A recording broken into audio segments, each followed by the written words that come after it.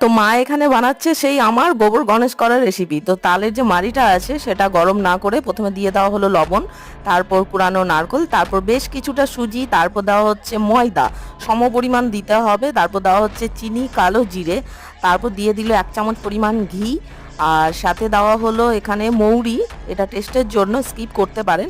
সাথে দেওয়া হলো লিকুইড দুধ।